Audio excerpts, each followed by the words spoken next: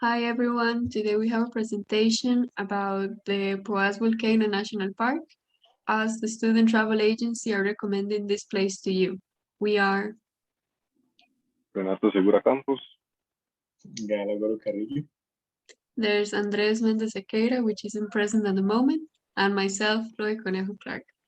So in this presentation, we've put quite a lot of aspects that are important for you to know if you are thinking about visiting this place.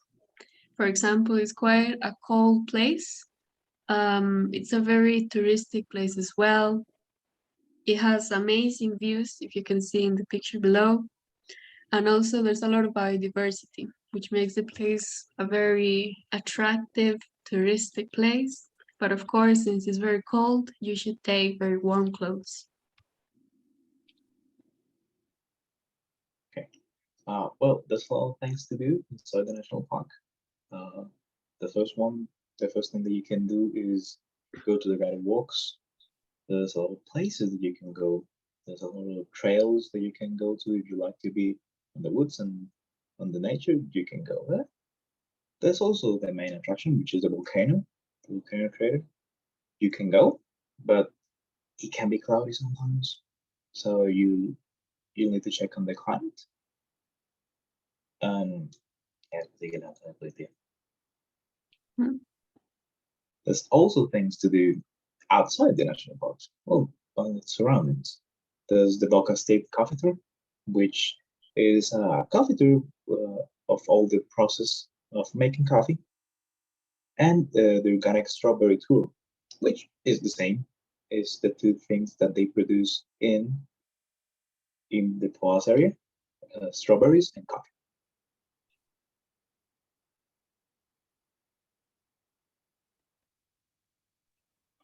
Well, now I am going to talk about the safety of this place.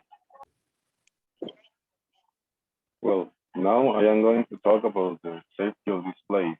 Costa Rica became the first country in the region to implement a security system in a volcano, specifically the Poas volcano. This model will offer the public a series of measures established by the CNE's Technical Advisory Committee on Volcanology and Seismology, which will provide a greater protection, such as shelters, protection implements, and gas meters in real time, to safeguard the integrity of the people in the face of an eventual emergency. For the entrance to the viewpoint of the crater, the committee established a limit of people in groups of 50 who may stay for a period like 20 minutes. These measures were adopted due to the pandemic. This project investment was 77 million colones. That is approximately 150,000 Canadian dollars. The funds were used in the construction of 5 shelters, the purchase of gas sensors in real time, helmets and masks, safety signage, and training for park rangers, tour guides, and the residents of surrounding areas.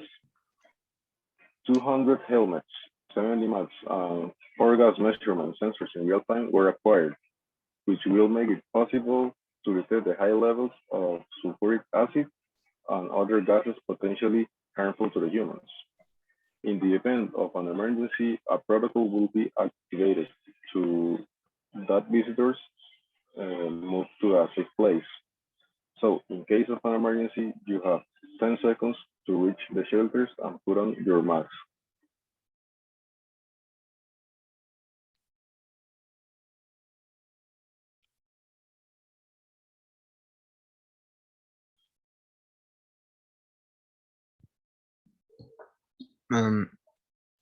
In here we are asking now. It's okay. Well, we're just gonna talk about the animals that we can see in this place.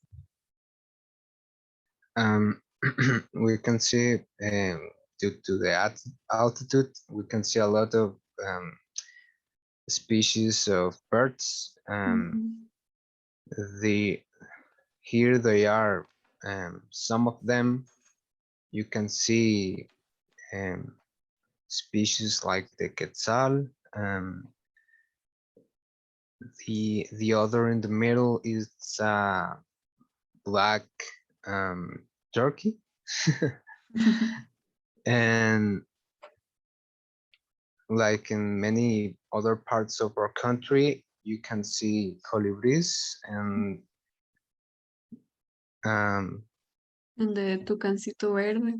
and green toucan, Mhm. and I don't remember the name of the last one, but it seems very cute.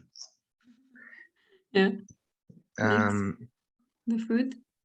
you can try a lot of different types of food, but this place is known for having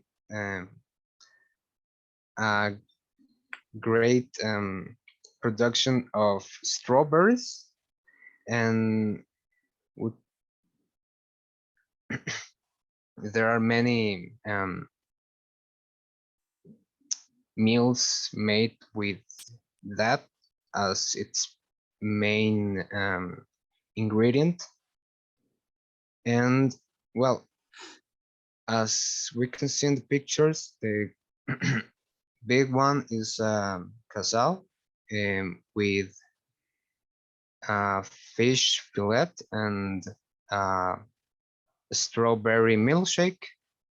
And the one on the top at the right, it's a chifrijo. And as we talk at first, as we say, as as I say at first, you can see um, uh, uh, a meal made uh, mostly by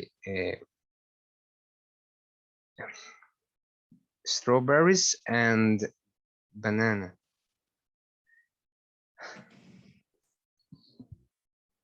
Great. And also, Andres, we forgot to mention the location. Could you say the location, please? If you have it there. Yes, it's situated in the Alajuela province, and you can get there um, taking the the Pan American Highway west to Alajuela. And next, across the highway from the airport, you will come into town on Calle 2. Follow follow this all the way through town, and it becomes Route 130 and Tuiquis and Fraijanes, and is signed for the national park. If you're uncertain, you can ask before you leave Alajuela. And once you are on the right road out of the town, it takes you directly to the park. And well, alternatively, from San Jose, take Highway 3 or 5 to Heredia, then 126 north through Barba and roll it to Ara Blanca, where you turn left towards Poasito and follow the signs 10 kilometers to the park. And